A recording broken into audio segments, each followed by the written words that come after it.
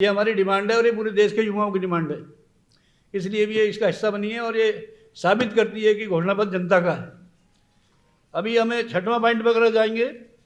शिक्षा व्यवस्था की बात है, इसमें सबको शिक्षा जो है मिलनी चाहिए और टीचर्स की जो पोस्टिंग है वो घर के पास मिले। जो जो लोग समर्थन करते हैं वो हाथ उठाएं। लगभग 100% उठ गया। अब ये 100% पब्लिक का दस्तावेज है।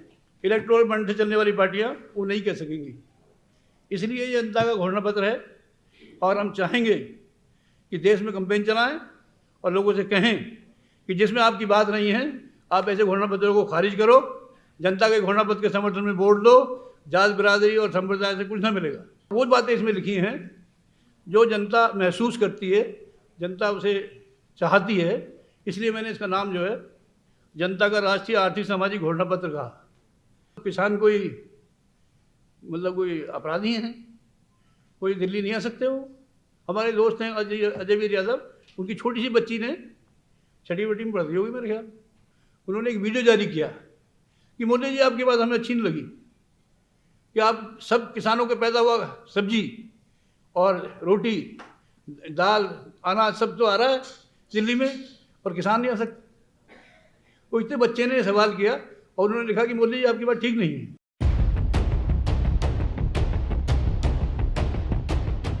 साथ ही जो अपना समय कीमती निकाल कर आए हैं उन सभी का धन्यवाद करते हुए मैं ये बताना चाहता हूँ, जैसा डॉक्टर साहब ने भी कहा कि ये कोई घर में बैठ के लिखी हुई कहानी नहीं है। ये हिंदुस्तान के जनता के जो संघर्ष चलते रहे और जिसमें मैं किसी में प्रत्यक्ष किसी में अप्रत्यक्ष शामिल रहा और अच्छा रीडर रहा मैं, तो उसमें से जो मुझे महसूस हुआ वो मैंने इसमें लिखने की कोशिश की है। कुछ चीज़ें इसमें छूट भी गई हैं जो लिखी जानी चाहिए थी और ऐसा इसमें कुछ नहीं है जो किसी का अपमान करता हो। सच लिखा गया है और पब्लिक की तरफ से लिखा गया है। मैं अपने समझिए बचपन में प्राइमरी क्लास से लेके और एमए तक जब तक पढ़ा एक्टिव छात्र रहा, पढ़ने में भी अच्छा रहा। 12वीं में मैंने यूपी टॉप की और छात्र नेता में भी रहा और बढ़िया से हमने संघर्ष में भाग लिया था। फिर हम जो है नौकरी में चले गए। नौकरी में हम कर्मचारी नेता भी रहे, कर्मचारियों की लड़ाई लड़ी। उसके बाद हम रिटायर हो गए 21 में। तो हम किसान थे, किसान जीवन में लौट गए और रिटायर हो गए। उसी दौरान हमें पेंशन आंदोलन में भी भाग लिया। पेंशन आंदोलन में भाग लेते हुए हमारे सामने एक नैतिक सवाल भी खड़ा हुआ कि जब हम जो पैसा लेते हैं पेंशन से, मुझे 70,000 रुपये मिलते हैं, तो मुझे भी पब्लिक फंड से मिल रहे हैं। तो जो हमारे जूनियर हैं जिन्होंने कुछ दिन बाद ज्वाइन कर लिया और तो कोई अपराध किया नहीं, तो जिन्होंने 2004 से पहले ज्वाइन कर लिया वो पेंशन के हकदार हो गए, जिन्होंने बाद में कर लिया 5 से वो नहीं हकदार हो गए। तो ये सवाल हमारे सबके सामने है, मेरे सामने भी था कि भाई ये सबको मिलनी चाहिए पेंशन। उसी दौरान इनका आंदोलन थोड़ा तेज़ी पकड़ा और जामिया मिलिया में एक प्रोग्राम में मैं शामिल हुआ। बंधु जी ने हमें इसका संरक्षक बनाया। तो फिर हमने इसकी संरक्षक होने का जिम्मेदारी का एहसास किया और उसे निभाया। पीछे जून के महीना में इन्होंने एक यात्रा आयोजित की जो बिहार से शुरू हुई चंपारण से और यूपी के कुछ जिलों में होती हुई उत्तराखंड गई। उत्तराखंड से भी इधर घूमती यूपी में मध्य प्रदेश गई और महाराष्ट्र तक गई। फिर दिल्ली में राजघाट पे उसका समापन हुआ। बहुत गर्मी थी, बेहिसाब गर्मी। और मैं, बंधु जी, कमल उसरी जी और बहुत सारे एनपीएस के साथी भाई बहन हमारे उसमें लगे।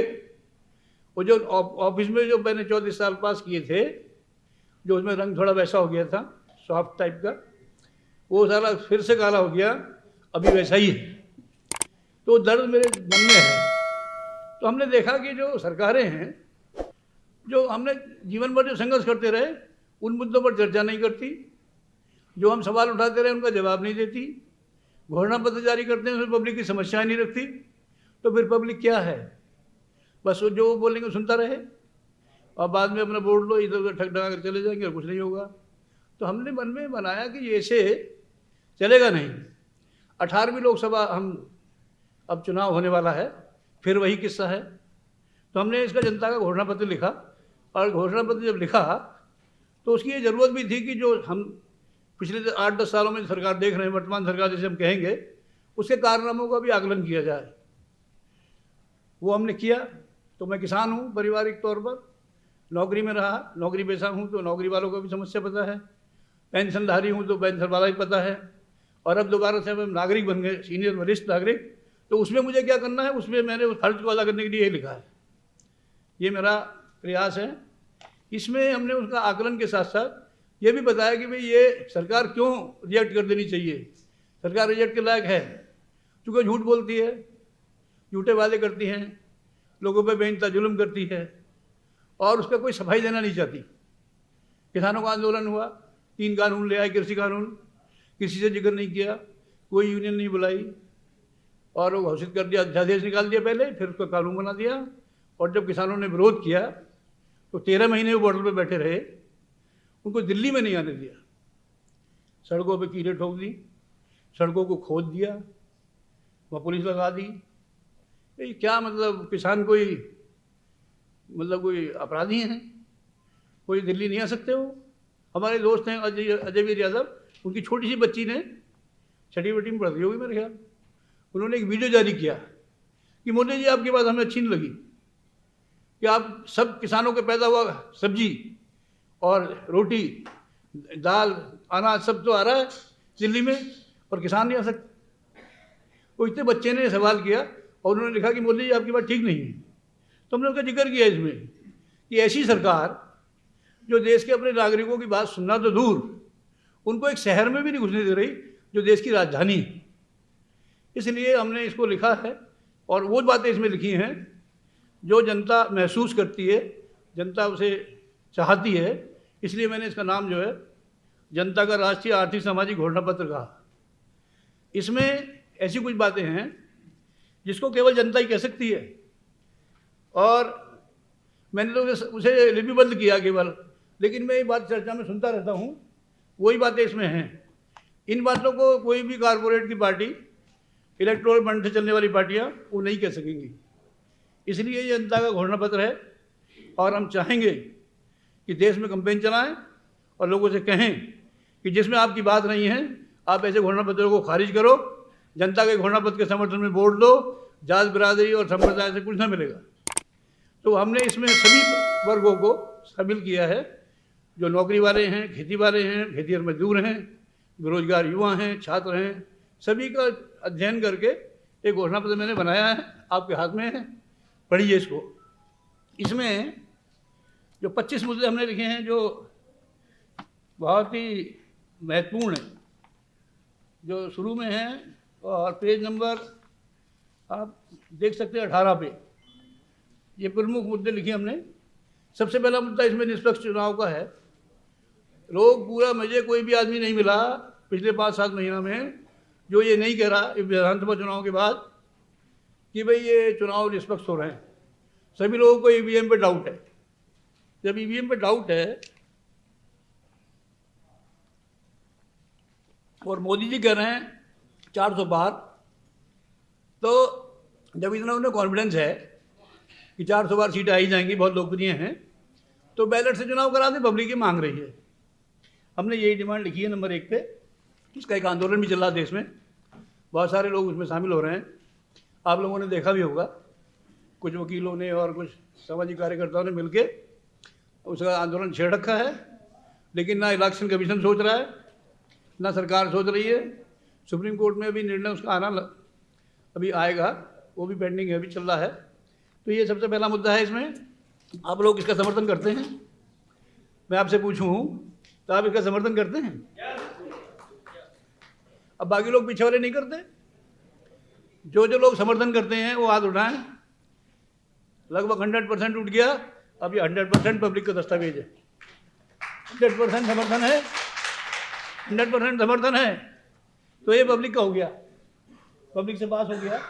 मेरे मन में आया था, गौतम जी से जिक्र हुआ, ये हुआ, इनसे हुआ, प्रोफेसर साहब से, तो ये पहला प्रस्ताव पास। दूसरा, किसानों की फसलों का मामला है। उनकी जो लागत होती है वो भी उन्हें नहीं मिलती। तो ऐसे में आदमी कर्जबंद होगा कि नहीं होगा? और कर्जबंद हो जाएगा, बैंक से लोन देते हो, फिर उसकी ज़मीन बेचने पहुंच जाते हो, फिर वो आत्महत्या कर लेता है कि मेरी बेइज्जती हो जाएगी। तो इसके लिए हमने कहा कि एमएसपी गारंटी कानून लागू हो और स्वामीनाथन आयोग की रिपोर्ट के अनुसार मूल्य तय हो। ये वादा मोदी जी ने सन 2014 के चुनाव में किया था, और सब ऐसे कोई मीटिंग उन्होंने नहीं की जिसमें उन्होंने जोर जोर से नहीं बोला कि हम जो स्वामीनाथन आयोग की रिपोर्ट लागू करेंगे, 50% प्रॉफिट देके कीमत तय करेंगे और इसे लागू करेंगे।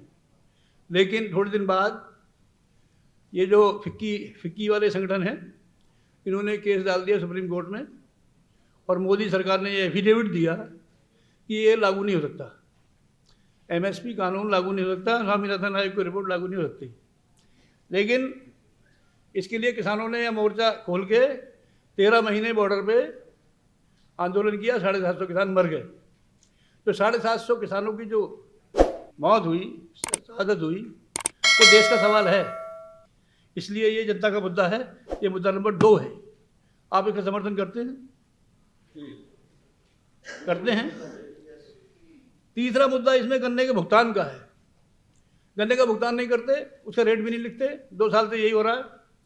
उसके बाद में गन्ना का मांगने जाते तो किसानों को मारते हैं, डंडा लेके पुलिस आ जाती है जैसे इनको भुगतान करना हो। और कोई भी चीज़ दुनिया में और भारत में भी जाते हैं, चीज़ लेंगे पैसा देंगे, आप जाते हो सड़क पे, टोल टैक्स पहले जमा करना पड़ता है एडवांस, रेल का टिकट लेते हैं एडवांस देना पड़ता है, हवाई जहाज़ का टिकट लेते हैं एडवांस देना पड़ता है, डॉक्टर पे अपने बच्चे को दिखाने जाएँ, खुद को दिखाने जाएँ, माँ बाप को दिखाने जाएँ, पहले पर्चा कट जाता है, वकील से कंसल्टेंसी का भी पैसा लगता है, दवाई से सामान लेते रहता है कि नहीं? तो फिर किसान ने क्या गुनाह किया? क्या वो देश का नागरिक नहीं है? तो ये सवाल अकेले किसानों का नहीं है, ये हम सबका भी है। इसलिए मैं समझता हूँ जनता का मुद्दा है। आप में से कौन कौन चाहते हैं कि भाई किसानों को गन्ना तुलते ही पेमेंट मिल जाना चाहिए? सब।